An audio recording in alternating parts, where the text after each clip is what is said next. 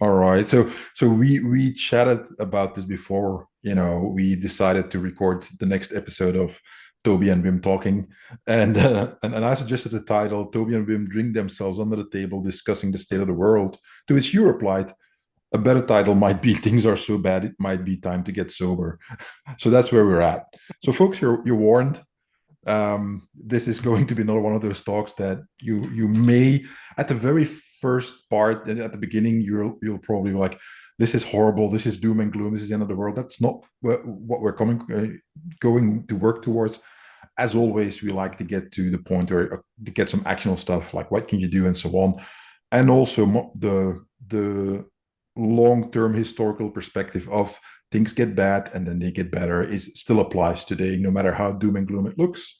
you know, there's been horrible times before. There will be in the future. There've been awesome times.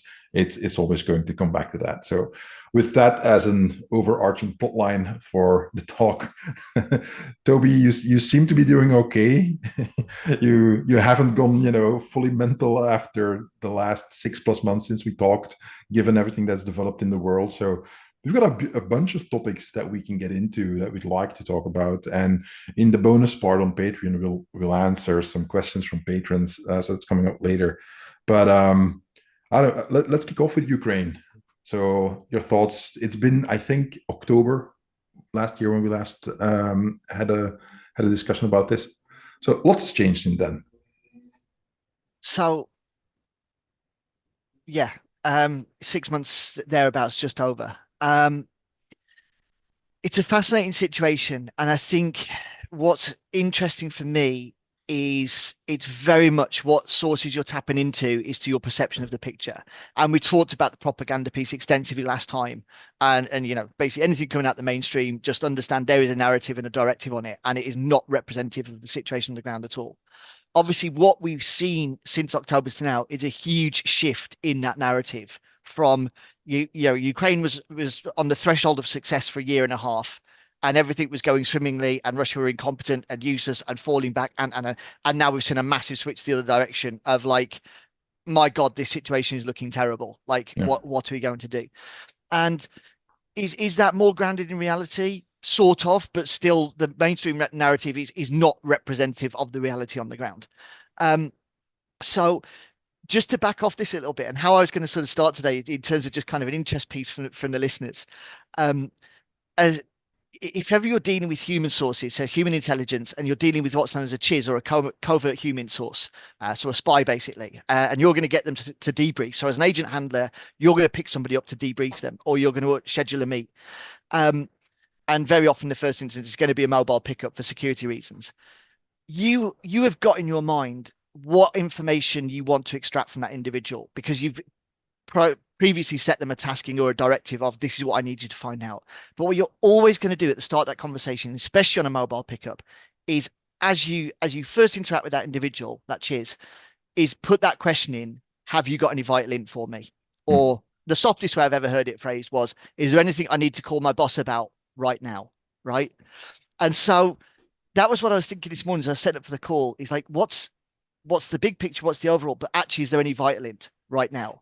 And in my mind, there is. So, but I'm going to ask you first. So you've Well, just got in the car, we're on the way to the safe house. It's like, Wim, what do you need to tell me right now? Before we get into that, just a quick reminder for the people who haven't followed our talks before, and I'll put a link in the show notes to all the previous podcast episodes with Toby. Toby has an extensive military background, including in military intelligence, and doing the kind of analysis when you look 5, 10, 20 years down the road, what's coming down the pipeline, and so on. So he's not just pulling this out of thin air. Might pick up some stuff in the ether, maybe left and right, but this is coming from a place of knowledge and experience as opposed to just, like I said last time, I didn't just pick up a random dude off the street to discuss geopolitical affairs. um, so for me, what's the like you said, what should I call my boss about right now?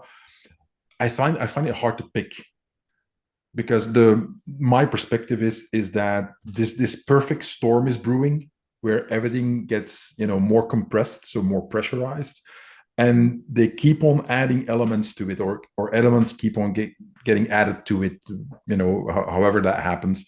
So I find it hard to pick one. Just like, okay, this is the one. The main one for me right now is when I see the escalation when it comes to public perception towards what's going on in between Israel and Palestine, and the way that the protests are happening right now, and but mostly the public perception and the way it's being handled. In stark contrast with, for instance, the Black Lives Matter riots that happened a few years ago, and the disconnect between these two. Like BLM riots cost, that did over 2 billion worth of damage, about 20 people died, and so on. And no National Guard, not a lot happened when it came to stopping all that kind of stuff. But now all of a sudden we have these protests on campuses, and then the police is called in to basically liberate the campus from the libraries and so on that they were taking over. And I'm like, so now you take action when there's not that much damage and no lives are being lost. This is what you take action on. What is this about? And then the anti-Semitism is going to be on the rise because they're saying like, yeah, but it's the Jews that are in power and blah blah blah. So this is feeding the cycle of polarization. I'm not saying they shouldn't have intervened. My position was very clear during the riots a few years ago. I said, send in the National Guard right now to stop this. Cities are burning to the ground. People's livelihoods are destroyed, and you're not doing anything. You're letting happen in the name of diversity, inclusivity, and so on. So this polarization, which is driving a lot of stuff, and why I say it's connected, because it's an election year. We have elections next month, European and federal. In October, if I'm not mistaken, we have municipal elections, and obviously the big elections in the US are going to happen later this year as well. So all this stuff is being, pressured even more. So I wouldn't say that this is going to instantly go nuclear or anything, but that this is a big factor that I see that the student protests haven't been going on for months and months on end. They're relatively new at this intensity level. They just occupied in Belgium a university on Monday. So it's been going global, and we know from past experiences that these kind of things can, as they escalate and as they become more prevalent, that this can put a tremendous amount of pressure on society and on governments in general. And then poor decision making follows. Let's put it that way. I mean, that's just my thought. But again, I find it's very difficult to pinpoint just one thing. Understood. And I'm agreeing with everything you're saying there. For me, the pro-Palestinian stuff is it's a fire that started and the temperature's increasing, but it's not at full burn yet. And I'm giving it No, another no. 2 months for that to kind of to build and either be completely extinguished or utilized against that election background that you're talking Yeah. about. And So riot season is just starting because the weather yeah, is I mean, we're improving. in May right now, so We're that's the not there thing. yet. In my mind, you've got the summer break coming up. No students are going to be active on anything. But just prior to that, I could see like the escalation coming in at that point. So mid June onwards, proper good riot season coming in, and all of those vital resources are getting challenged. So okay, back to my thought then in terms of vital and in timeline of the thing that I'm seeing and starting with the Ukraine viewpoint is right now, real time, as we stand at the 8th of May. What we've got is obviously a clear stagnated front in Ukraine, with Ukrainians effectively, if not losing territory, definitely losing personnel and materiel extensively, and actually pulling vital pieces back of that for fear of losing it over to the Russians. And so it is not a unified fight at all. It's very much the Russians are right on a position to swarm and effectively advance over that established front line right now. So what have we got going on? On both flanks, so in the Skandiks and in the Balkans, there is absolutely 100% troop buildups underway. 100%. And it's going from people on the ground seeing it, a small amount of sort of localized media documentation, but literally all of last week I've just been getting videos on Signal, on Telegram, on WhatsApp of people in positions saying this is what is going on the ground. And it is troop convoys, it is personnel, it is material building up.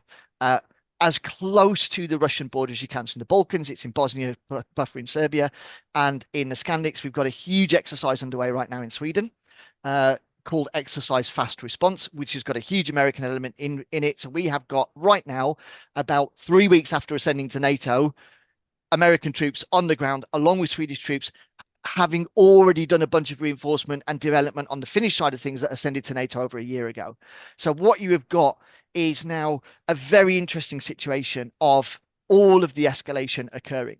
Now, my assessment is basically they fully accept the Ukrainian front to fall. And they've just got to position to effectively there's one of three things that can go down right now. Um, but we've got to get the peace on the table to make any kind of call credible. So NATO can't call Russia's bluff if they need to move troops into theatre because that's going to take too long, right? And we know they can. We know the Russians can move quick if they need to, quite simply. Especially now they're 2.5 years battle hardened. All the initial stuff has got worked out. All the kinks are out. They've got a very effective fighting force with a bunch of reinforcements good to go behind them and the production chain to sustain it. They're outstripping NATO 3-1 in means of production right now. So here's an interesting take. The Ukrainians want to keep on the fight because they've been incredibly well remunerated at high end to do so. They've just got a new $61 billion package. That's going to be the last one. They're locking that in for 10 years. They're future proofing that. There's no more money coming. That is just everybody's pension plan that got paid off so far getting secured, by my mind. But it can be they want to keep that front going. Now, one of two things is going to happen in my mind. They're running out of men or personnel. So either we're going to see a monumental shift in European policy where Ukrainian asylum seekers and refugees are going to be returned to Ukraine, especially fighting age males or exclusively fighting age males. That is going to get very interesting in a legal precedent term because that's a genuine claim for asylum being reversed. Or if European countries not going to return the asylum seekers and refugees, Ukraine via America will turn around and say, then you need to commit troops then. We are at that tipping point. Either you're committing your army to reinforce the front or you're sending Ukraine asylum seekers. And probably it's actually going to be both. Like both will get called in synchronistic. And that dialogue is already coming in. I think Estonia is going to be the first one to pop. The Poles can't do it, but I think the Estonians might, especially because they've been so vocal in saying that they won't. And so typically politicians, the louder they say they're not doing something, that means they're talking about doing exactly the thing they said not. And they're just priming you to, they're kind of just verbalizing it in their own mind and getting it out loud. Once that precedent is set, I can see the floodgates opening of a huge repatriation method. Now, this is interesting for twofold. One, it shows how bad the situation is in Ukraine. And two, there's going to be a lot of people that aren't interested in going, right? And these are people that have got connections, direct connections with a war zone that to say it is leaky would be an understatement. There is money, funds, and weapons sloshing around. I was talking to a guy on the weekend that's done 32 supply runs from the UK into Ukraine. Dropping off essential materials, mainly vehicles, blue light vehicles, whatever the case may be, as part of a civilian support effort. And he is telling me there's stuff going in and there's stuff coming out, like on every single journey, right? It's not just donated items going into Ukraine. There is stuff coming out every single time and a very established mechanism. So you imagine, how old are you, Wim? 52. 52. So let's say you sought asylum in Sweden and you're about to be deported back to Belgium to go to the front line of the meat grinder and you think, I don't want to go. But let's say there's an effective police force. So you're either going to go underground or you're going to say, I'm not going to go and I'm going to take as many people with me on the way out. All right. Yeah. And we've got great lone wolf precedent in terms of terrorist acts now. You don't even need to go into the dark web to figure out how you can make extracting you from Swedish society problematic, let's say, right? So now we've got a collapsing situation in the Ukraine, an internal security issue for any country looking to deport Ukrainian Ukrainian asylum seekers or refugees, and the potential that they might actually need to commit their own military might to kind of fill the gap, quite simply. Now, we know that troops are massing on the flanks. We also know 100% for sure now, officially, we have got Western troops in Ukraine. Whether they be advisors or support or consultants, it's irrelevant. The French have been pushing hard. We knew that they had high volume French Foreign Legion fighters in there anyway, because like a bunch of them got whacked like over 4 months ago now.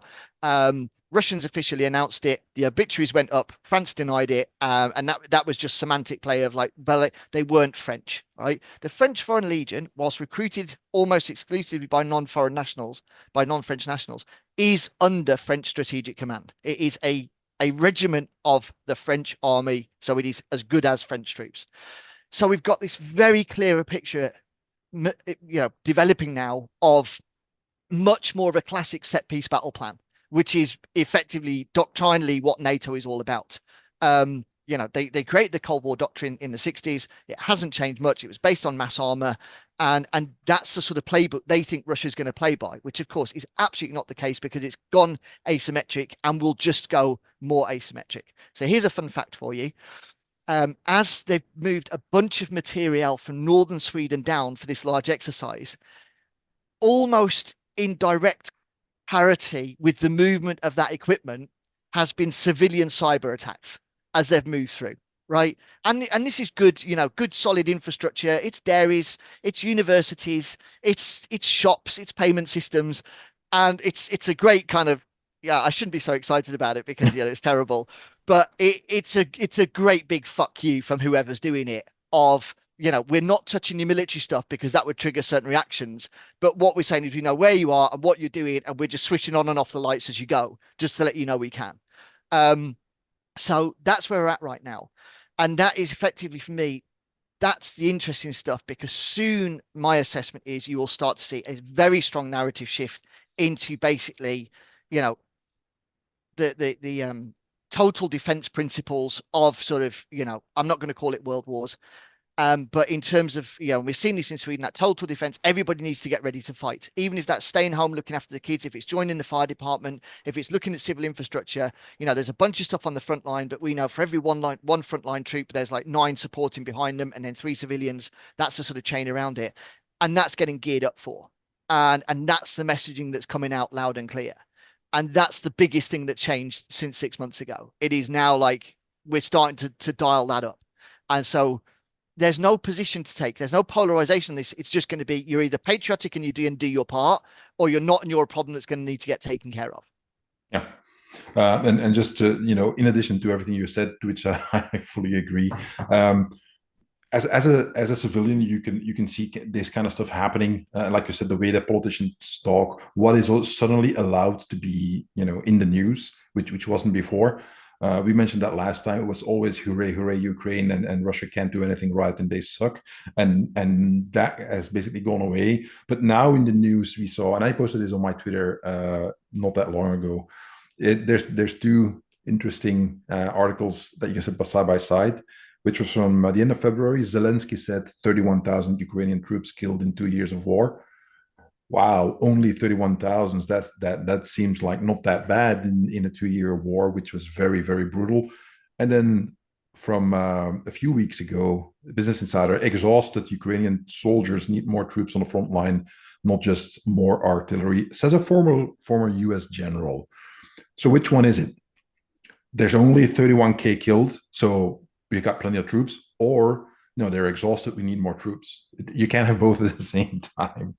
And then at the same time we get like, Major General, I'm gonna butcher the name, Skibitsky of the Ukrainian military intelligence says, we're going to have to enter into talks with Putin at one point. It's going to have to eventually happen that we will need to talk, which is something that a lot of people said when we mentioned that almost 2 years ago. It's like, how dare you, you bastards? But now it's being said openly, where that was just a talking point that was off the table for the longest time, and now it's just openly being claimed.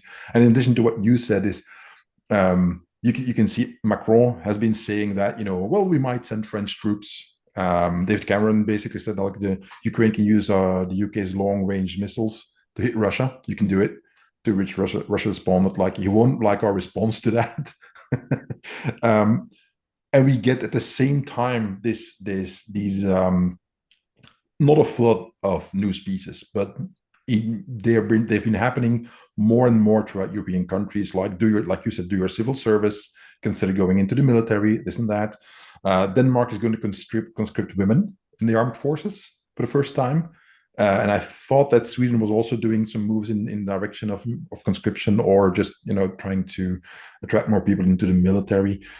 It's basically being said here again. I was the last of the draft here in Belgium before they abolished it, and they started talking again about, well, maybe we should reinstall that. We see Macron posting a picture of him punching the heavy bag very, very enthusiastically. So the strong leader and all the kind of pictures that everybody made fun of for Putin, for in his naked upper chest riding a horse and being the outdoorsman, that was ridiculous. And now we see Macron do it boxing all of a sudden. So this whole narrative shift of like toxic masculinity is all of a sudden not an issue anymore. But now it's just no, you got to be tough, you got to be able to protect your country, you have to be patriotic, and you have to maybe go fight. And I think it was last week that a Polish minister said, like you said, is, well, we're just going to have to, send back the asylum seekers all over Europe back to Ukraine. Fighting men going to have to do it. And I posted exactly that. Is that right? So if you do that, like you said, we have a precedent. So we say that a country that is at war can say, you give asylum to our countrymen. We want the fighting age males back. Do you send them or not? If you don't, like you said, Ukraine is kind of screwed. They need them. Either that or they is going to have to be NATO forces. To which I say, like, okay, we've got the branches already in different militaries all over the different EU countries that are active. But as these kind of wars go, soldiers die and casualties multiply. So you'll need new ones. Who's going to replace them? Is there going to be another draft? How's that going to work with a generation that grew up with safe spaces and absolutely no interest in actually fighting for their country? And if you don't do it, if you do it, then you've got this precedent that basically any country in the world can now still tell European countries like, okay, repatriate them, bring them back. You give asylum, we don't care. We need them back. You did it for Ukraine, do it for us now too. And you can't Right. say no. So that is the disintegration of the whole immigration and asylum seeker model throughout Europe. I mean, it's And bigger than that. That is such a case precedent in international law yeah, that could effectively be the domino that topples all of them. yeah, You can't just say we can change this international law or not other. Like you either can't change it or you can. And if you can, well, you can change all of it. yeah, So it's not even give us the asylum seekers. We want that money, we want those artifacts, we want those resources. All we've got to do is stake our claim and get a good legal justification, and that's it. We've got ourselves a winner. So, I see that not as an exclusive standalone issue at all. This is the first domino to yeah, fall that would undermine everything. yeah. Isn't it funny how, being principled, especially when it's difficult to stick to your principles, is so important, as opposed to, well, okay, it's not really how we should do things, but, uh, we kind of have like a crisis situation here in our hands. So we're going to, get rid of all these kind of pesky rules and regulations that we chastise you over for breaking when it's convenient for us. But now we're going to do away with them for a little while. But, please forget about it afterwards. Please don't mention this again. And this is a big issue what I see nowadays with this flood of information is that it seems to be that politicians especially expect you to have the memory of like a gadfly. Is that whatever happens, whatever they say, you'll forget about it tomorrow and they can say the opposite afterwards. And sadly for them, unfortunately for them, the internet is forever. So the past comes back to haunt them. And like you said, this could be a precedent that is huge, that creates gigantic problems and then escalates into, well, what else can we then change? If this door is open, the crack is going to be just busting. Everybody's going to bust it right open to get whatever they want. Yeah. And then what? The international rule-based order, as they like to say, how are you going to manage that? So what I want to talk to on what you said there is a couple of points that the stick is being laid out, and we are now right at the threshold of there's possibly a carrot, and let's literally hope there is. That the only reason this has been put into place is so when those negotiations begin, and I believe they've already begun in the back channels, um, it's to come to a sensible agreement. The Ukrainians aren't going to be happy about anything, right? But their wish list, as we said last time, the time before, it's off the table. There's no like we're getting everything back. There's going to have to be a division here, um, but there's got to be a credible threat behind it. Yeah, So brinksmanship politics and international precedent and historical precedent would say that's where we're at. It's a very, very tense situation. Who blinks first? The war gets stopped, the peace is made, and the agreement is set. That said, we know from especially European precedent, and especially if we look at the Balkans, where the politicians knew what was going to happen, but didn't understand the sensibilities they were going to ignite. And especially given its election year, for people are struggling in their domestic policies, and this is where France is really the canary in the coal mine. You know, in very poor economic performance, switching to a wartime economy is normally the only way out. And if you're domestically unpopular, the only way to unify people is through jingoism and a shared enemy. And Argentina proved that with the Falklands conflict. The only reason the Maldives, or sorry, the Falkland Islands, as it's called, from the British side got invaded was effectively to distract the local population from how bad their economic situation was and unify behind that. Um, and they just chanced the fact that British weren't going to bother. And unfortunately, Margaret Thatcher, she was just not having any of it, and that was the kind of last colonial claim that was put down. But what's worrying for me is, as strong as that first precedent is, that second one is just as strong. And if someone thinks this may cost me the election by appearing weak and falling on a domestic sword, that we just know the politicians are happy to have the blood on their hands. We just categorically know that. Because they're not going to get hurt. They're going to get remunerated. They're going to get re-elected. If they don't get re-elected, they're going to go straight into the CEO of a board somewhere in a, defense company or whatever the case may be. It's just an absolutely flawless alternative for them. And the rest of us get mired in the trenches. And let's not forget that this is now absolute trench warfare that's been fought. The modern precedent of, like, okay, there's a lot of modern stuff in there with the drones and everything, but ultimately both sides are dug in and defending their positions and trying to make incremental gains. Now that can change, because if it becomes, a wider Western battlefield, and I'm not going to say NATO, I'm not going to say World War, but a wider Western battle space, well, that just basically uncuffs Russia, doesn't it? Because if let's take Sweden, where I am. Okay, we're not going to deport the asylum seekers. We can't do that. We're not going to set the precedent. We're going to send troops.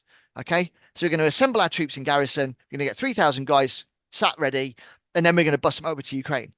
Why are the Russians going to wait for them to get to the front line? They're absolutely not. What's the point? You're attacking us. We've got the precedent. We're just gonna drop shit on you where your troops are mass. Or as soon as they land, as soon as they cross the border, that column driving to the front line. Why are we going to wait for them to actually get there and bed in? We're just going to take you out. None of those reinforcements are going to reach. And this is what worries me, that we're in such political naivety or deniability, or just absence of reality. Like you said, they'll say one thing one day and switch it the next and deny it was said, or it was a deep fake or whatever. It's like these guys making the decisions, and girls, aren't getting briefed on the reality of the ground and the reality of the developing situation. And what's more concerning for me, as a private citizen and as a firefighter and as a soldier, none of this is getting voted on. Finland is sending to NATO. No vote, no referendum. They just applied and got it. Same with Sweden. It's like, hang on, I had an opinion on that.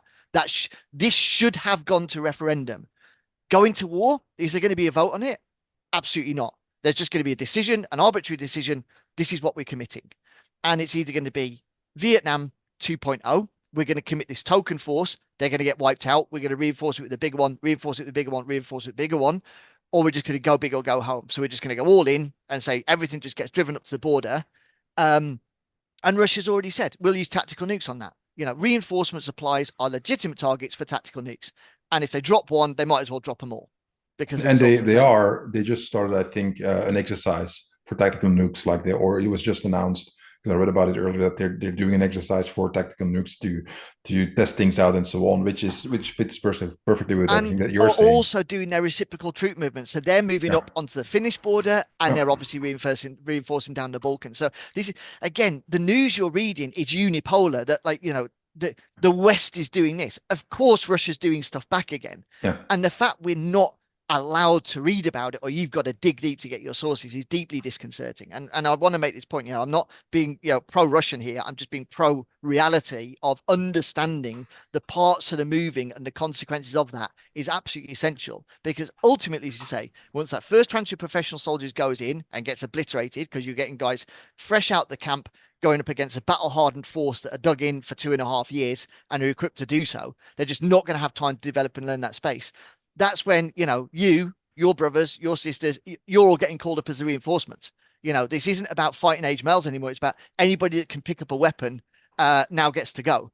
But And that would be the interesting one. Asylum seekers don't get repatriated, Yeah. but civilians get drafted as battle casualty replacements because that's actually a legal precedent. How quickly is that policy then going to change? Yeah, you might support uh, protecting asylum seekers today, but in 3 months when it's your ass on the line of like, here's your conscription papers because we can't send this protected class back, you'll be the first one. There'll be a bunch of people go straight down to the town hall to kind of like show us the ballot and we'll change our position, right? I shouldn't be laughing, but it's just ridiculous. And it was so foreseeable. That Yeah. first chat we had over 2 years ago, we were basically alluding to points we're now talking about in detail today. Insane. It's funny. I mean, and remember, we talked about this, and I said this publicly, and I got a lot of negative feedback about that. It's like, um, right now, so 2 years ago about this time, a lot of people had a lot of opinions, and I said, look, war has its own logic. What seems impossible today might seem the best solution now. I remember when it was like, no, we're not going to send weapons, we're not going to send troops, we're not going to do this and that. Now Macron says like, yeah, we're not ruling out sending in troops. Well, we're actually sending people over there anyway, but there's only advisors and this and that. Yeah, yeah. Sure. Every not never has been crossed. No tanks, tanks. No aircraft, aircraft. No, like we've crossed all those red lines already. No long range missiles, yes, missiles. And it's like, okay, what do you think Russia is going to do about that? It's like, okay, that's fine. It's just media propaganda. We're not going to react. Of course, they're going to react. It's freaking war. That's what happens. The Like you said, first batch of guys comes in, they get wiped out. Second batch is sent in, and so on. Reinforcements have to keep coming forward, which means you have to recruit, you have to get people. Eventually, the military force that is there and right now gets depleted, which means you go to civilians to recruit them and so on, forcibly or otherwise. And like you said, that conundrum, that dilemma of, do we repatriate the Ukrainian fighting age men that we have here as asylum seekers or not? That's going to be extremely popular when, like I said this last week, it's going to be really popular with people when our boys are coming back in body bags, because it's not going to be like, I support asylum seekers. It's going to be like, my boy's dead, he got blasted into little bits, stepping on a mine. Now what? Go cheer for this war again. And it reminded me of just a few days ago on my Instagram channel. In my stories, I posted a very old footage from the lottery that was done in the United States to pick who gets to be drafted for Vietnam, because that's how they did it. It's just a lottery. And I said, next for Ukraine, question mark, something along those lines. I got a really angry direct message from somebody cussing me out. The draft is abolished. I didn't respond, but I was like, in the history of mankind, in the history of war, it has never happened, obviously, that governments or kings would forcibly draft civilians to go fight their wars, in particular when the war was going bad and that they desperately needed troops. That never happened. And surely our modern governments would never, ever, ever do such thing, forcibly draft and conscript young men into a war that they don't want to fight with. They have no experience with the hardships that are war. And they basically grew up in a society that saw war as something of the past. Fukuyama's end of history, that's generations now that grew up with that. War is never going to happen. And then all of a sudden, in the space of 2 years, you have to come to accept that a war that happened relatively close, but still thousands of miles away from wherever you live, that you're like, that's not my life. That is not, that's not something that is important to me. All of a sudden, your country said like, you got to go fight. Don't care if you want to not, you got to go fight. And the people who cheered for all that for the last 2 years, they're like, my boy is going to go fight. And try living with that, contradiction in your head. You're like, we got to do this. A lot of people, not the last few months, are like, yeah, we have to. We're letting down Ukraine. We're doing this. We're doing that. We talked about that it was impossible to deliver everything that Zelensky asked over a year and a half ago. It's clear now that you can't just open up a can of Tomahawk missiles and just deliver that. It's not how this works. So the end result is that all that push towards conflict, as opposed to get back to the negotiating table, is the risk of it costing European lives is extremely high now. Right now, we're not there necessarily yet at large scale, but like you said, we're basically at the brinks, standing right next to that precipice. And if people think that they are unhappy with their society and government right now, hold on to your horses when this happens. And we mentioned about the pro Hamas movement earlier. This is up on the timescale because it's only limited by the weather. Like right now, it's spring, the Yeah. battlefield is muddy. As soon as it starts drying out, that is when Russia can basically say, we're either stopping and we're agreeing, or we're doing this. And again, their show of force might be that like we're just going to break through the front line on multiple points and then hopefully stop, just to prove they can. They've got control of the situation. They've got good command and control. They can now easily blitz forward if they wanted to, and there's going to be a very, very small window to negotiate at that point before they just say, now you're stalling for time, you're moving troops up, so we might as well just go the whole way, and get up to the Polish border because you assume that's what we're going to do anyway. So I mean, this is very, very serious stuff now. I just want to make one sort of candid point just for the listeners' benefit, that sort of might be looking at this in that kind of objective, ethereal, somewhat unreal viewpoint of the realities of conscription and things moving forward. And Sweden restarted conscription in 2019, by the way. So he made that point about Denmark, and they were pursuing a gender neutral policy. So they were recruiting equal parts of women and men, so 50-50, because that's what society demands, isn't it now? You're careful what you wish for. That's what you've got. Um, I was out a few months ago with the dog teams because we're doing a massive recruiting campaign for military dog handlers because we're understaffed. And in the type of emerging warfare, the dog as a sensor suite is just unsurpassed. They are just absolutely brilliant. And so as infantry, you want dogs. And so we were going out and doing some capability briefs and demos and this, that, and the other. And it's a lot of fun.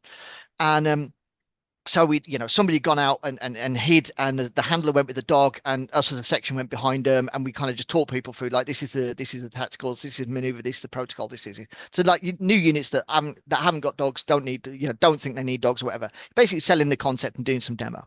And so we've got to the point, the dog's alerted, it's a good alert, the handler's on, handler's got a sidearm, but basically our job is to protect the dog and the handler, like, and let the dog go forwards.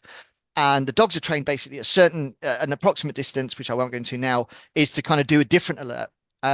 So something's changed. And at that point, basically, the dog and the handler go firm, and the section take over and prosecute potentially lethal intent towards the target, right? And one of the guys sticks his hand up at the end of the demo and says, "Why don't you just let the dog off the lead and like let him go bite the person? Like the dog's on, like just send him or her." And the senior handler says, and you'll love this.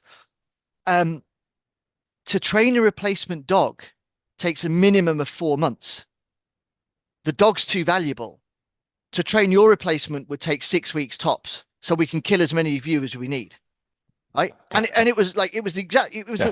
it was the accurate answer. None of us actually thought she'd say the quiet part out loud, but that was it. It's like, yeah, when it comes to this, the dog's done its job. Um, if there's lethal intent, you're prosecuting it because that's your job. You've got the guns and you've got the wherewithal and you've got the movement. And if you get whacked, that's fine because we can replace you easily. Like dogs are very protected because it's very hard to replace them, especially on any with confidence experience, because you can train a dog. That doesn't mean you can deploy it. Like there's a lot of just kind of experience that goes into it. So realistically, in the pipeline, it's a year and a half before that dog's a good dog in terms of combat application, right? Whereas a soldier, you can churn them for a 3 week boot camp if you need to. Yeah. And if they, once they've got their first 2 or 3 contacts down under good leadership, they're going to be a good soldier. It's then just keeping them in the fight. And these like this whole troop that were there were like, what? Like, it's like, there it is, guys. There's the reality of the situation. So, standard European training for infantry is kind of 12 weeks. Trust me, I know guys on the training team that are dealing with the Ukraines. They were on a 6 week training pipeline. That's down to 3 weeks now. So civilians plucked fresh off the street, get put in the back. They do 21 days training, 21 days training, and then get deployed. That's the battle casualty replacement reality, because that's what they've needed to feed into that system. And we're either going to refresh their numbers by repatriating the asylum seekers, or we're going to refresh it with our citizens. Um, or there's going to be negotiation. That's it. Those three options, as I alluded to at the beginning. That's where we're at. And that's why they call it the meat grinder, because that's the result of it. You're throwing bodies at a problem, that is going to cause massive death and destruction, and create problems for next generations, not singular but plural. That's how war works. We've had for the last few years a lot of these news items and so on. We're talking about, yeah, Russia is just, throwing away soldiers and this and that. Yeah, they're doing the meat grinder too. And you might say that, well, they've always been doing that and just throw more bodies at them, and it's barbaric and it's this and that. Yeah, but it kind of works too. And in Western countries, especially in European Union, the willingness of politicians to do that is going to be a lot more difficult because they actually will very, very quickly get civil protests and so on, where, like we had during the Vietnam War, which had a major influence on the political decision making as to how to proceed in that conflict. When there is massive protests, people saying no more war in Ukraine, no more sending our children to die, what happens then? And to it, me being a little bit of a bastard, I'm still like, weren't you the guys like 3 years ago saying that we absolutely have to stop Putin and this and that? And people were saying like, hold on, that might end up in an actual regular war with us sending troops. And he called us a freaking vatnik for that. Yeah, Yeah, I isn't mean, that in funny in that? my mind, conscription should be whoever got the Ukrainian flag on their social media profile first is like that's the first draft. Like you wanted this, Yeah, like you wanted it, like you go get to fight the first few rounds. And what's interesting, if it gets that point of mass protesting, which we anticipate it will, at that point you hope that works. You hope democracy kicks in yeah, and the will of the people is exemplified politically. Because if it isn't, what then? Now you have got a significantly spiking domestic threat yeah, because people are going to say legitimate protest isn't going to work. Our government is not listening. Well, that then totally justifies me taking matters into my own hands. And what we've got to do is put this bigger umbrella on this as well. People are tired and they are pissed. The government acts like, lockdowns didn't exist, COVID's been and gone, and that just, we're all okay. And people aren't. The rolling aftermath of that is multifaceted, and people are very unhappy with their state institutions and governance right now. They are. Doesn't matter what the media are telling you. No one is happy with their current governance situation effectively. And so this is now absolute political survival territory. And that's not going to be lost. A politician knows about survival and saving their own skin. And so, and you saw that post-COVID, a bunch of leading politicians in very quick succession resigned and got reappointed in very plush offices and very well paid jobs. Your Jacinta Hearns, your what was the German chancellor? I forget her name now. Merkel. Merkel, yeah, A bunch of people just suddenly exited stage left because they knew as more evidence came out on the back of those policy decisions, they needed to be like well out of the situation. And that's that short-term memory that they're relying on. And unfortunately, a few of us have slightly longer memories than they prefer. And that just accumulates. So you've got that fatigue effect, you've got that distrust in institutions and societal intolerance. And these are the push button topics. yeah, And again, we're in an election year. So the left is claiming that anything right of centre is a threat to democracy and needs to be deplatformed and silent. And those are going to be exactly those political parties that are saying if Ukraine wants their asylum seekers back, we should give them, because the alternative is if we're not giving them their bodies, we're giving them our bodies, and that's it. And the left is going to lose its mind, even though effectively on the political spectrum, they're the ones that have engendered the asylum issues anyway, with the opposite side of the policies, without getting too politically charged in this. And so now we're at that. You think we're polarized now, like on superficial issues? Yes, gender identity. Like, wait till it gets deep. Wait until that polarization really cuts a trench in society. And that is that, are we sending you and or your family to war or someone else? That's the direction we're headed yeah. right now in Europe And and beyond. and like I mentioned, massive protests. Okay, and that's kind of a good segue into the Palestine thing. We've got the student protests that are happening all over the world, especially in the United States, and they're taking over buildings, tearing shit up. Uh, you know, there's a lot of stuff that we can say about that. Uh, I'll put some links in the show notes, but this stuff is organized and funded by NGOs, by political parties, and so on. This is not just the students. As always happens in these kind of situations, is that outside groups try to infiltrate and take over these protests and use them for their own means. This is well documented. This is not new. You can find this. Again, I'll put some links in the show notes, and you can start going down that rabbit hole, and you'll see that this is actually the case. So just dismissing it, well, it's just students, is you don't know what you're talking about. Now, the point is this here, like here in Belgium right now with the University of Ghent being taken over, and they just took over one building.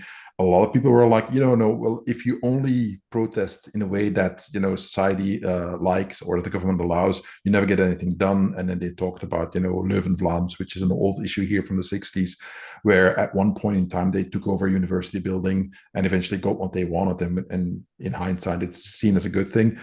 I'm like, sure. Okay. So the standard is, if you think the issue is important enough, you can actually do things like take over buildings, occupy highways and streets and so on. So basically freeze society and make everything, slow down to a halt. That is your position, especially the people on the left. Okay, and you do this for Palestine because there's what you call, there's tremendous death going on, and you blame the Israeli army. So it is permissible and it's morally right to do all these protests and things that mess up society for a lot of people. Fine. Now it's for your own children. Are you now going to say that we cannot occupy buildings and streets and so on to stop our government from sending our children to die in Ukraine? Is that what you're saying now? No, you can't. You have no, that's such a blatant double standard that it's not going to fly. Then what? How do you stop it? Because you are the guys pushing for anything goes. We can protest because this is so important. Okay, you were talking about a country, thousands of miles away, where we basically have no skin in the game right now. The only thing is moral outrage, which I'm not dismissing, but I am saying that is the position right now. Now it's going to be your sons, your daughters, your aunts, uncles, and children, and so on. And now you're going to say you can't protest? That's not going to fly.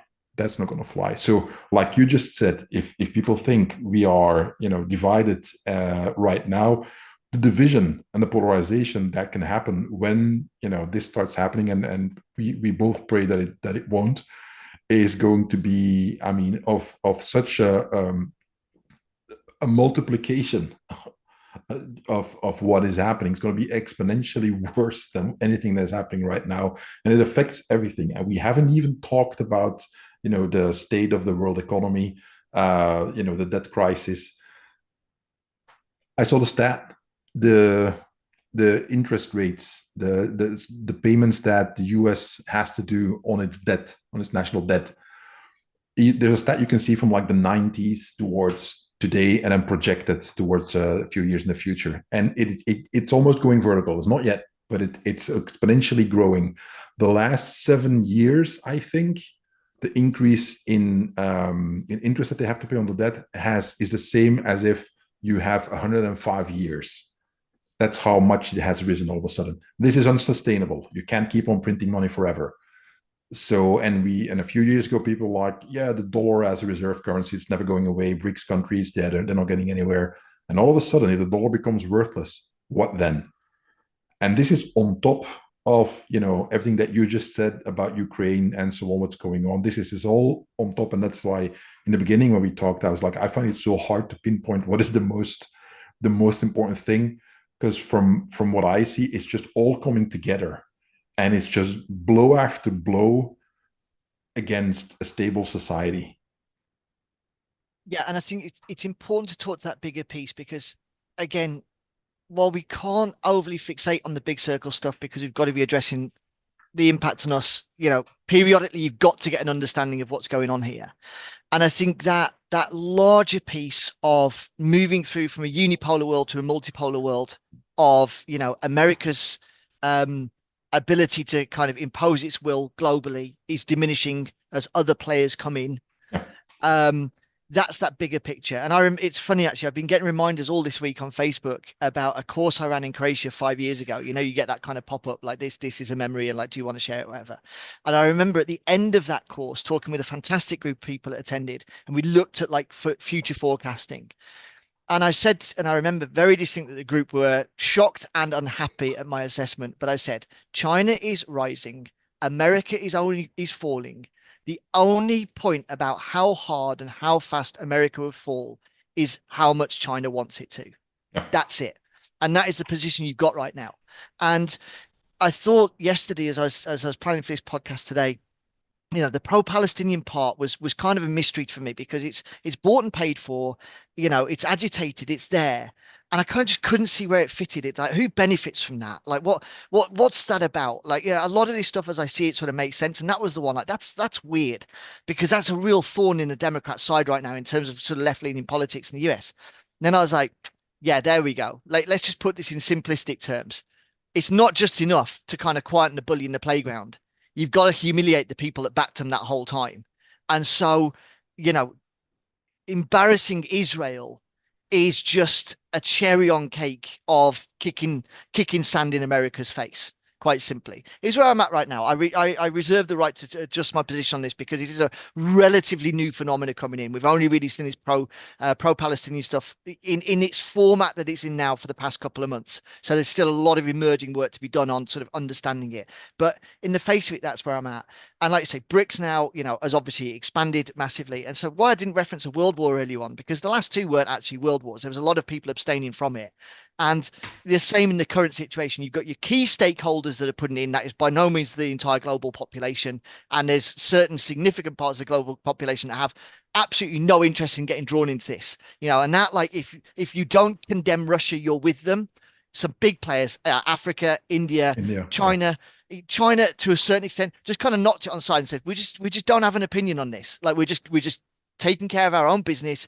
If you guys want to pick a fight, that's up to you. So you've got a lot of, if not neutral parties disinterested in getting a dog in this fight, and will continue to do so.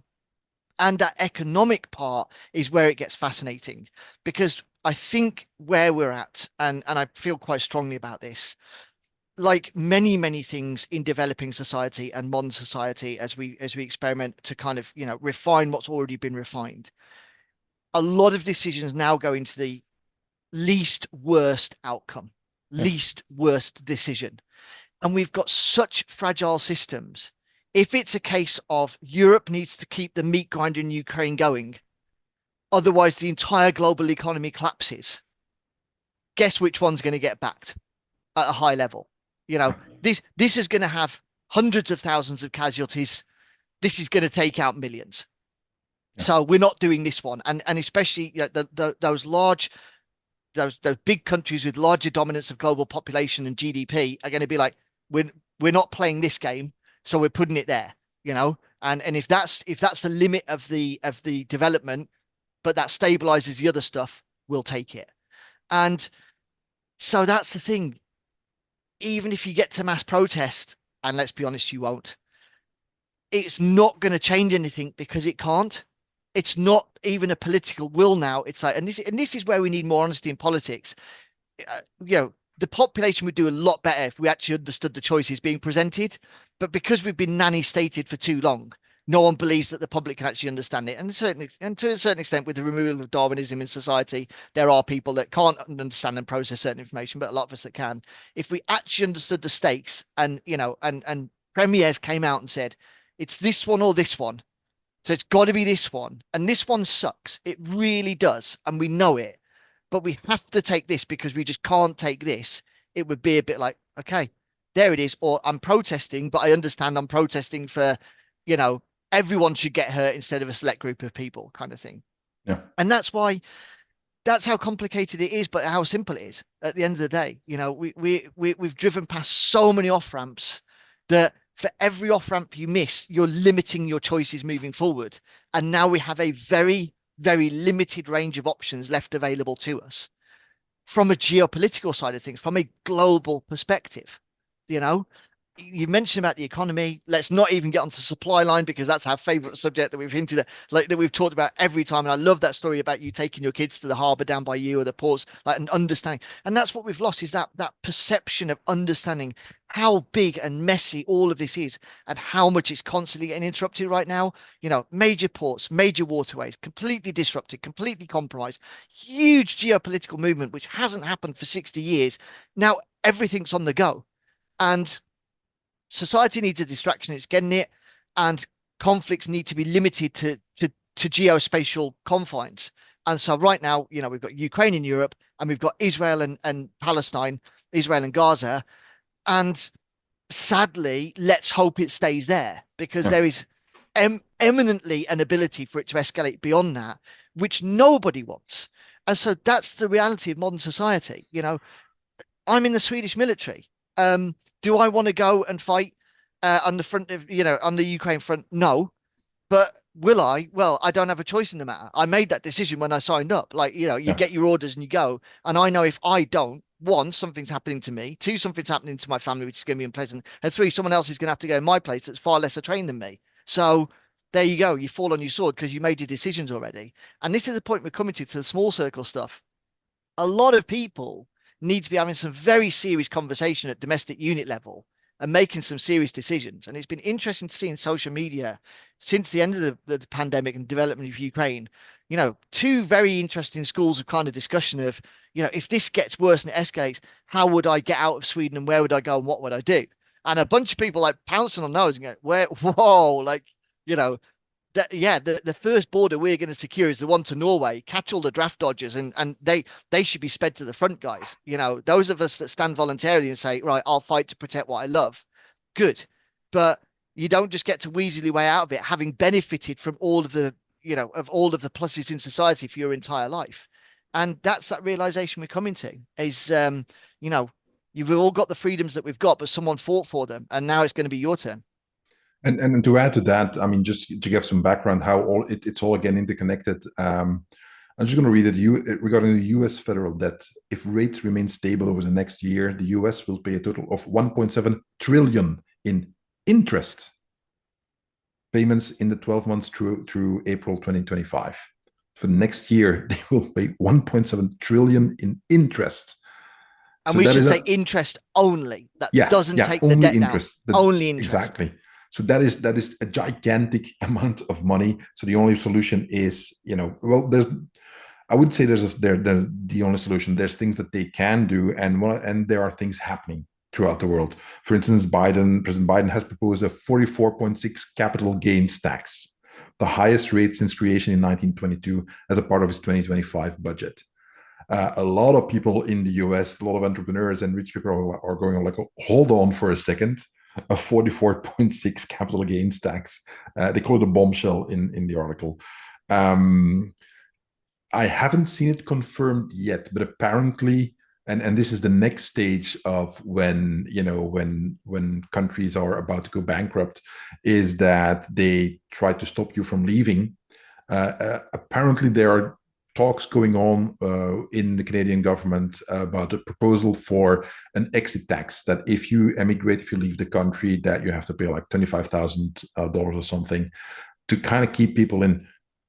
What a happy coincidence, in a moment where you might have to send a bunch of people to go to fight a war, that you make it illegal for them to exit the country unless they pay a sum that most people cannot pay anyway. And who typically gets sent to war? It's not going to be the politicians' sons and daughters. That's not how it goes. It's the folks who don't have 25K to spare.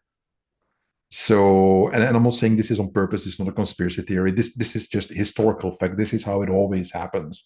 You if you wanna have armies, whether you're a king or a prime minister or a president, doesn't matter. You need bodies to put into that machine, and if you don't have them, you're gonna have to get them somewhere. And if it can be done in a democratic way, quote unquote, well, then that's fine, and you use laws and so on. And if you can't do it that way, you'll do it by force. And you can just mandate all of a sudden, and every single minister and politician is going to vote in favor because they know the jig is up. They're going to say, like, reinstate the draft instantly, tomorrow, go. And then you get picked up, and you don't want to go, don't care. They can get you. And this is just a sad reality that I see, that so many people nowadays have just either forgotten, never learned in school, or just simply don't want to accept. And then reality is the wall upon which ideology crushes itself into little pieces against, which is I am fond of saying nowadays. And we've both been talking about this for a while now. And I think that reckoning with everything that we just said now, of just reality asserting itself, the realities of war and the logistics, both in material, but mainly bodies that you have to provide it. That if if things go bad, that this is going to materialize very quickly, and that's the issue. Same thing with the debt. When you how do you go bankrupt? The classic thing, very very slowly and then suddenly. Same thing here. Can the US default on its interest payments? Yeah, very very slowly, and then all of a sudden it's over. Same thing. Economy is crashing. Yeah, all of a sudden it's there. So if it happens fast. Same thing with all of a sudden there being a massive need to sending NATO troops, and that means European country boys and girls is going to happen suddenly. It's suddenly going to be there, and there won't be a lead up time giving you a year to adapt to the thought that you might have to send your son to go die in Ukraine. It'll be there all of a sudden, and a lot of people are not ready for that. And I just want to put one layer on top of that, completely undermining the start of this conversation where you said we're not going to doom and gloom it because now we're really there. That and I actually wrote an article last week which hasn't been published yet, but I just quickly opened it now to double check my numbers. That in both world wars, World War One, World War Two, double the amount of civilians died as did soldiers because of the impact of the war, in terms of compromise to kind of health, hygiene, systems to keep people alive, whatever the case may be. So this is the other part to understand. Like getting sent to a war is a bad thing. Staying at home, there's no winners in this. If you've sent your army out, you have a vulnerable, weakened society, and nature abhors a vacuum. So there is no without rule of law. If law cannot be maintained, criminality will come in and fill the void. All right. And all the case precedent to establish that. Or you maintain law and order at home by ruling with an iron fist. Yeah. That's those emergency provisions of for your own safety. Now we're going to rule this way. This is how it's going to get done. And you're going to switch to a wartime economy, which is the only thing that can save the economy, case precedent established. And you will be participant in that wartime economy. So you might not be fighting the front line, but you're not going to be in your cushy job either. You'll be working in munitions factory, or you'll be like, emergency healthcare trained, and you'll be working in a hospital facility. You will be protecting your society to weather through this and then breed your way out of it if you survive. All that precedent set. So don't just think you're going to wave the boys off with your white hanky, cry, have a nice funeral service, and your life's going to continue. If we get to that stage, if we're looking at total conflict, where everything's legitimized, look at the Ukraine model. It was kept to a military conflict until one side decided they weren't going to play by those rules and civilian infrastructure was legitimized. And then you got a tit for tat escalation. And now all of the civilian infrastructure is now legitimized, right? We're already there. So if more players come into that conflict, there isn't going to be a renegotiation about military versus civilian targets. You join the game late, the rules have already been set. You put your army in, all of your civil infrastructure is now fair game, right? Yeah. And that's where we're at. So they don't have that disconnect of thinking it's going to be terrible that you're waving people off to the front line, a long, long way away. That war is going to come home to you. It is going to come home to you in multiple different, very stressful, very challenging ways. Going back to that, have that conversation at the individual family unit level. How ready are you for that? And the thing is, here's the point. Get ready. Because even if this never happens, and I hope, genuinely hope and pray, and I'm not a religious person, we manage to negotiate our way out of this, you'll still be a more resilient, better person for having grabbed it, addressed it, coped through it, and prepared for it in some way, shape, or form. Because society moving forward is just going to have to roll with more of these punches. If it's not going to be Ukraine and it's not going to be Israel, it's going to be something else. If they manage to kick the can further down the road than we already have done, if it doesn't hit us now, every time they kick it, the cycle shortens. So from 2007, we got to kind of 2018. 2018 got us to 2022. For every can kick, especially on the economic terms, the timeline shortens. And we're getting tight now. So we might get through this year, we might get through next year, but I'm not optimistic beyond that. So for every series of months and years we gain, benefit and be more resilient from it, quite simply. And remember, you survived a global pandemic, so you're not doing too badly, right? I agree with that. I think that's a really good way to view it. And then we get to the positive aspects of our discussion is that, like you said, we survived the pandemic. You had to adapt. You had to improvise. You had to learn how to cope with all of a sudden not being allowed to work. You couldn't get out, couldn't go this, do this, do that, buy stuff. It was difficult to get some things. you learn from that experience. A lot of people still have made the decision to, you know what, I'm going to keep my pantry stocked. I'm going to make sure that whenever there's a big sale of necessities, I'm going to buy that then and this and that. We have, and we're by far not alone. And you don't have to become the ultimate prepper overnight. It's not the idea, but once you've experienced how the infrastructure can break down, how logistics get so messed up that a lot of things are not available anymore, right? Okay, you prepare accordingly.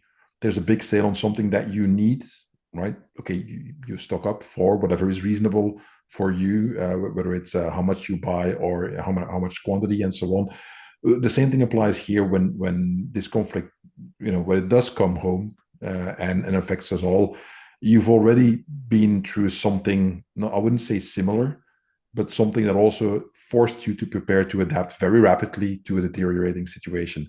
That kind of resilience, like you said, that anti-fragility, which is something that I like, is, literally what doesn't kill you makes you stronger. You get stronger from this, and you learn to cope better. And if there's one thing that is typical for the human condition, is that we adapt, because that is the Or key die. issue. Yeah, we adapt or die. And the fact that humanity is still here after thousands of years of hardships, living on a planet that is very hostile to human life. Our modern way of life has taken away a lot of the dangers, but in a wartime situation, a lot of that comfort and technology can go away very, very rapidly. I mean, like you mentioned, the cyber attacks happening and just shutting down electricity production in a country, or you have massive rolling blackouts and so on, and that's it. You're out of electricity. Go for, I don't know, a few days, a few weeks, who knows? Go. And there's nobody coming. There's no fixing it, because obviously, your country's infrastructure was defended by the absolutely best ever cyber departments ever, that stops every cyber attack cold, obviously, because everybody invests so much in there. So it's impossible that this can happen until it does. And you can survive that as well. You just have to start, understanding that the Ukrainians were going through this for years before this latest invasion. They were constantly, was the infrastructure under attack. We've talked about this before, that you could suddenly, the ATM machine didn't work. You couldn't get money out of the wall anymore. Okay, you adapt and so on. So the story And of, I just want to speak to that go part if ahead. I can, Yeah, because, when we look at how many asylum seekers came out of Ukraine, going back to that repatriation part, those that got out when they did saw the signs and understood from yeah, that resilience of that leading period. A bunch had already marked their red lines of, this is bad and it's deteriorating, but the day this happens is the day we need to just go. And that's why Ukraine lost. When you look, the average age of the fighter in Ukraine right now is 45 years plus. Those are the guys that sort of had that, that obligation or duty to basically stay because, like, let our sons and daughters escape, right? yeah, And they did. The young uns got out, um, because they understood what was coming. And that was, bear in mind, at the start of the conflict, one of the first things they did was shut the border down and push all the men back in. They said women and children will let out, but everybody, all the males go back no matter what. And obviously, a bunch of people understood which checkpoints were going to get shut down first, and just hemorrhaged out of those, and away they went. And the ones that have left, every 3 months, the price to escape has doubled. It started at, I think, $500 early in the conflict. We're up to like 15,000 euros now. And you've seen that pattern repeating, for the people traffickers, pretty much every 3 months, the situation is more dangerous. It's got worse. The price just went up, yada, yada, yada. So you're saying $25,000 to get out of Canada? If that's what it costs today, next year it'll be quadruple. yeah, Like, there's always a means to escape. It's whether you can afford to get it. And again, there's the tagline of our chats always, there's a difference between unaffordable and unavailable, right? yeah. So at some point, no one's getting out because the system's caught up with everything, and that's you. Um, Unless you've got some serious connections, and then that's a whole different case. So sorry to interrupt on that. It was just a No, no, good it's point fine. that you were raising. I just wanted to kind of get that in, that, understand the red lines and the warnings as they present themselves. Yeah, But back to the resilience piece. and regarding the Canada thing, I mean, that was something that leaked that is supposedly in a text of legislation that might be passed and so on. So this is not confirmed just yet. It might be by now, but I haven't seen an update since last time I saw it. Just to make clear that we're not doing conspiracy theories here. When something is just a rumor, I'll qualify it as such, and this is one of them. But this is not unprecedented. No, This is something that happens, and I think a big part of resilience is just accepting reality as it is. It's like this sucks. It is going to suck. Like I'm fond of saying nowadays as well. And this applies to everything we just talked about. Is there's no solutions, only trade-offs. There's no perfect solution. It doesn't work. The world doesn't owe you anything. Society will crush you in its machine just like anybody else if that happens. Or you might have an amazing life and never have any worries as well. That happens to a bunch of people, but you only know which one's going to be when it's over. So you know, no matter how doom and gloom we get, I'm always like, okay, you gotta live your life. You gotta have fun. Yesterday, Peggy and I we went to a wonderful place in Antwerp. Her boss treated us to a wonderful dinner. We had a great time. We were sitting next on a counter next to two guys. We got to talking. We shared some food with them. Here, try the beef, try this, try that. What are you drinking? Oh, I got a good idea for a bottle of whiskey and so on. And we talked for a long time. We had a wonderful time. Never saw these people before, never will again, most likely. But that is something that is part of life. And despite everything that you and I just talked about, because I've been preparing for our talk here for well over a week now, that was obviously very much on my mind yesterday, and I still had a good time. So you can be extremely worried and stressed out and still have a good time, because your life is not waiting for you to be ready for living it, and the world isn't waiting for it either. So just do it right now. exactly. I mean, when you come face to face with the fragility of society, you'll either climb into the bunker under the table and never come out again, or just realize how good you have it and then enjoy it more. Yeah. Enjoy every single day. Every day we've still got peace. Every day we've still got prosperity. Every day we've still got infrastructure. Enjoy it. Benefit from it. I'll, Live I'll it. end, I'll end because we have to go towards the bonus segment on Patreon because you're limited in time. I'll end with the story that I've told a few times before from my dad during the Second World War when we were under German occupation here. Is him and his buddies when he was a small child because he was quite young. They would steal German ammunition and then open up the caps and pour out the gunpowder on the windowsill and light it up and then see it go off. That was my dad having fun during the Second World War. So I mean, children will be children. People still got married. Kids were born. A lot of hardship, a lot of problems, but life kept on going. And unless we get into a full blown nuclear conflict, which I don't think is going to happen right away, never say never. As long as we have nukes, it's going to be more than a 0% chance. So, but doesn't look like this is going to happen right away. But barring that, life will go on. Humanity will continue. Society will go on. Your country will still exist, and so on. My biggest point mainly is like it's gonna suck for Ukraine for generations, no matter what happens next. And we haven't even touched.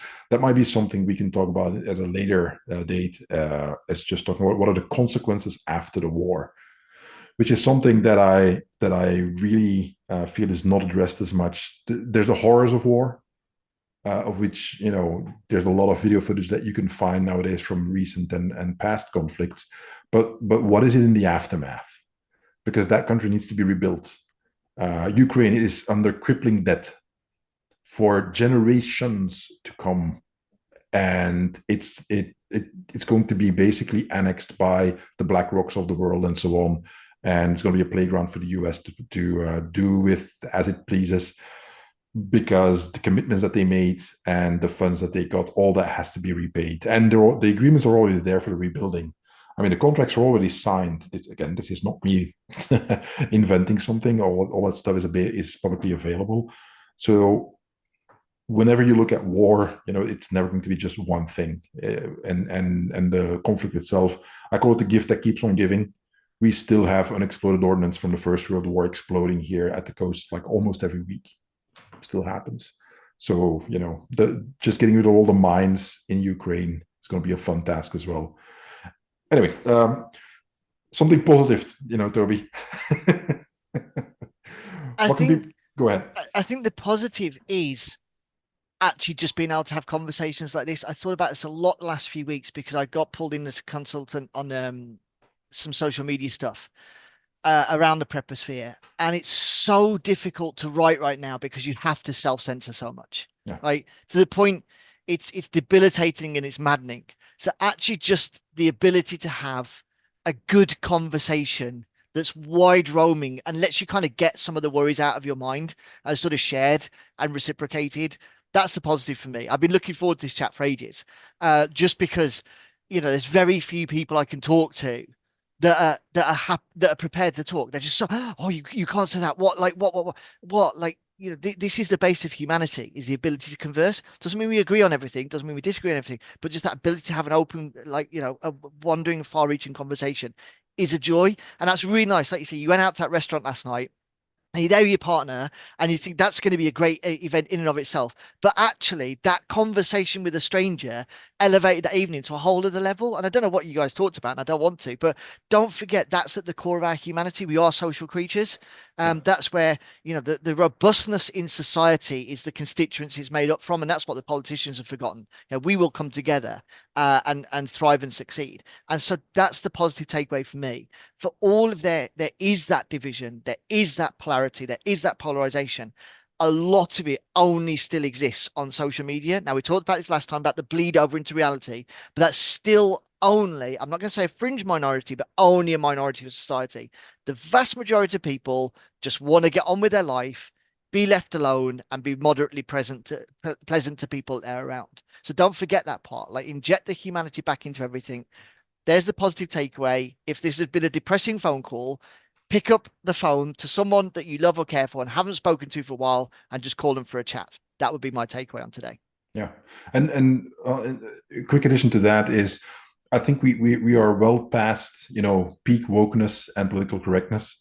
Last year was kind of this change, and the Bud Light fiasco was for me what I think is the tipping point. And you can very clearly see where we're going away from. "Oh, you can't say that." No, people are like, I'm fed up with this nonsense. Especially people who were the silent majority, was like, I don't care anymore. You can stuff your DEI and ESG stuff, and I don't care. And people more and more having these conversations. And you can disagree a lot and be very vocal about it, but the whole point of the conversation is that you have an exchange, and then at the end of it you can say, like, you know what, disagree with you on all this kind of stuff, but I respect your opinion. If you identify so much with your opinions, your ideology, and so on, that you can't do that, then you're kind of lost, and it's going to be a very miserable life for you, because you will never get to that utopia, because that's just not in the cards for this planet. So if you can accept that, there's going to be more and more of these kind of conversations that are opening up. Podcasts are everywhere. You've got alternative media that's popping up, meaning, I mean, big news channels and so on, or big YouTube channels and so on, where people are having these conversations, and where it's like, if all you want to do is spout ideology, we don't care. If you can get to, like we just said, like, okay, there's no solutions, there's only trade-offs. Let's talk about the trade-offs. Mm. And that is a big shift that I saw in the last 6 to 12 months, is that more and more people are open to this, to doing it publicly. That's the big change. No longer, behind closed doors or offline, doing it publicly, doing it online, and people flocking towards that, as opposed to the pre-chewed stuff that you get from legacy media, where it's just all propaganda and basically talking points. So I think that is a huge positive development, and this is why I keep on doing these conversations, because I think that's on I have a really small podcast compared to other people, but the conversations are genuine and they're authentic. If somebody's putting on a show, I don't care. And I think we haven't been fully drunk yet and on a podcast. Then I think that might be R-rated and get us kicked off YouTube and so on. So maybe do that one in a few years' time, when all that stuff is normal as well. When we've seen that pendulum reverse. Yeah. Drunk expletive content is now the YouTube staple. All right, folks. I'll put all the links towards Toby's website, Patreon, and so on in the show notes. We are going to continue, because I have a really good question from one of my new patrons that I wanted to ask Toby, and we kind of talked about this before recording, from Laura, about how do you go on to intelligence gathering and analysis, which is something that Toby has a lot of experience with. We're going to talk that, a few others, and that's going to be on Patreon. If you like the podcasts, you can support us there. It's very very cheap, $3 a month, and depending on how much more you want, it's get a little bit more expensive, but still less than drinking Starbucks every day. And a lot of bonus podcast episodes and a whole bunch more. And I'm in my 6th year of Patreon. So there's literally hundreds and hundreds of videos and other things there you might enjoy. I'll put all the links towards the previous chats that I had with Toby in the show notes as well, so you can see that. So we're going to head on over, and I want to thank Toby for once again indulging in in my ranting and raving. And I'll see you guys next time. Bye bye. Cheers, Wim.